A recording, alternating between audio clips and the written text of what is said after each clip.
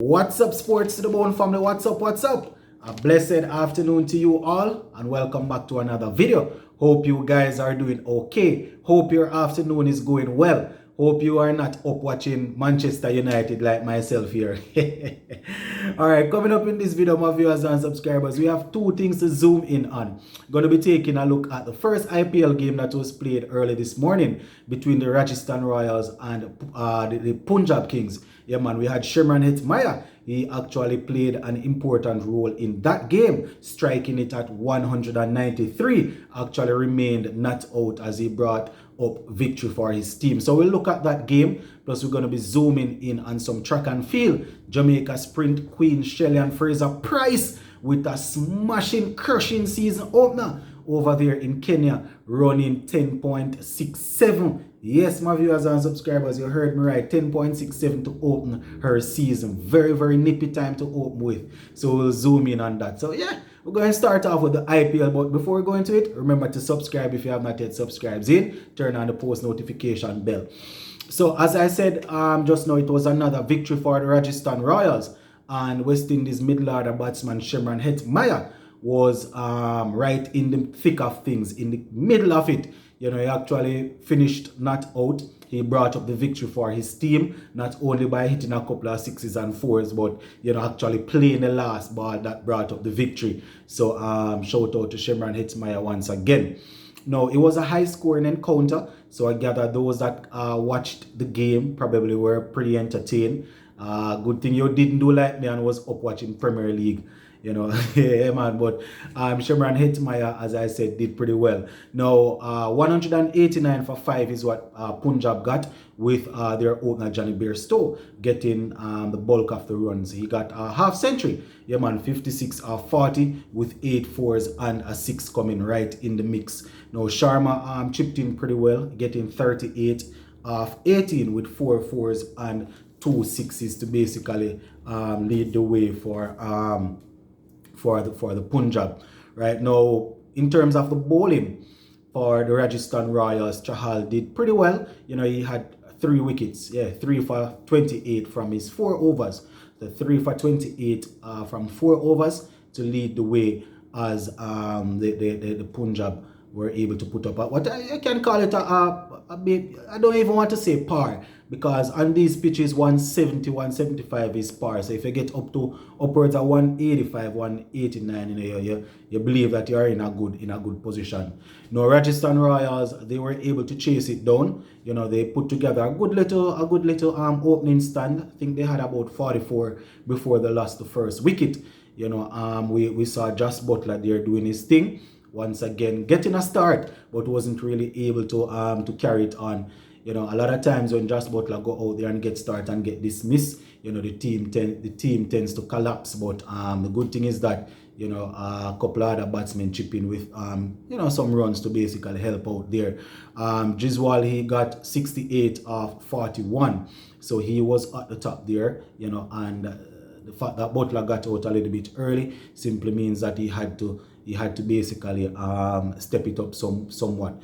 Now, in terms of wickets, after those guys fell, you know, Samson and Pandikal, they got out pretty early. They, you know, got starts but weren't able to carry on and to see the team across the line. I think they got 23 and 31 respectively. So it all came down to Shellyann Fraser-Pryce to basically bring it home. As I said, I can give you in-depth analysis as it relates to the game. You guys know how I do it. When I watch all of the games, you can get it ball for ball, but, you know, I just can give you the updates of how the scores went and things like that. So Shellyann Fraser-Pryce, I'm not sure how much runs they actually wanted when he came in, but the fact that he came in and was able to get a nippy 31, you know, remain not out, simply means that there was still some amount of runs to be scored, and he was able to come in and get that for his team.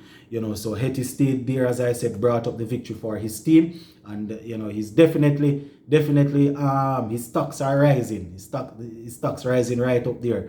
You know, as West Indies people, we probably want his stocks to rise as a top order batsman, but his stocks going up in the IPL as a finisher.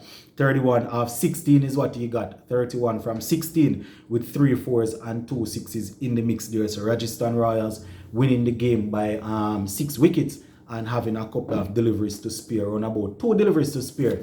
So yeah, man, my viewers and subscribers, Shimron Hetmyer basically finishing off there for his team. It's always good, as I said, to see the West Indies players doing their thing. We see Nicholas Pooran getting a good half century the other evening. I think his team he wasn't able to finish it off for them, but got a good half century. We see Ravman Powell getting a half century also. Shimron Hetmyer, based on the position that he bats, more often than not, he won't be getting any half century too often. You understand? It depends on how quickly they lose wickets.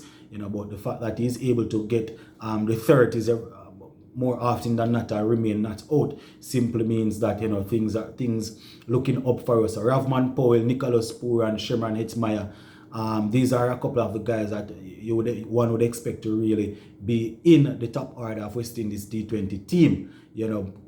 Guaranteed that all of them can pass the West Indies fitness test. So it's a good look. It's a good look. We just want to see a couple more bowlers peeping through.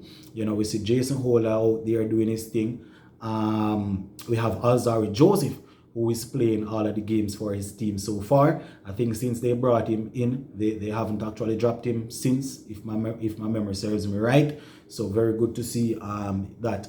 Obed McCoy, I'm not sure what is happening with him. He had a couple of games, pick up a couple of wickets, but I think he went for some runs. So not sure if he's injured or he's just not being picked.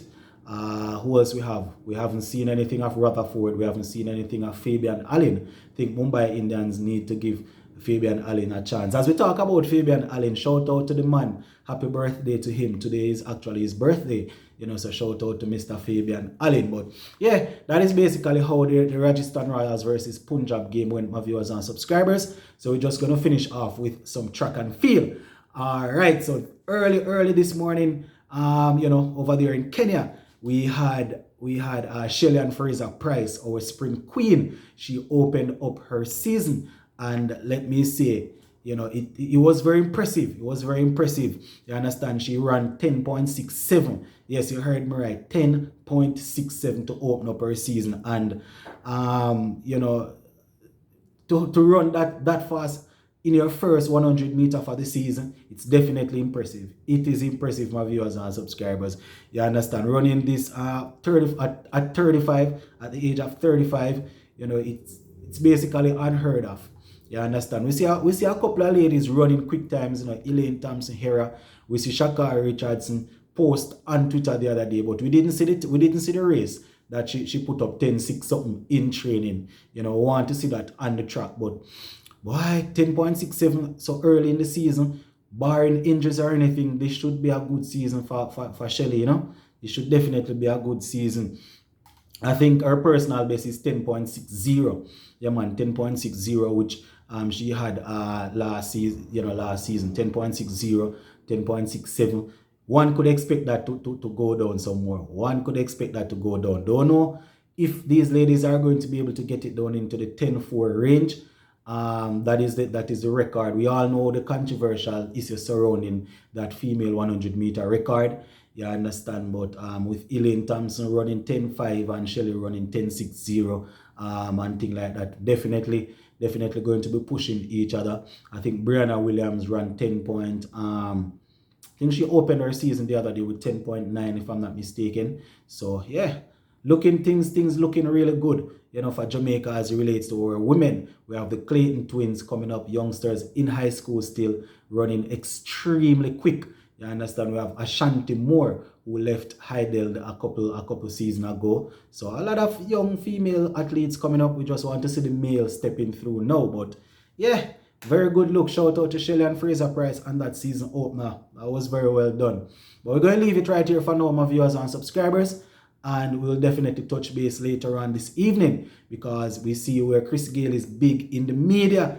A couple of stories floating around that I want to touch on. Plus another IPL game was played that we're going to zoom in on. So just And big up on yourself until later on. Zane, I'm out.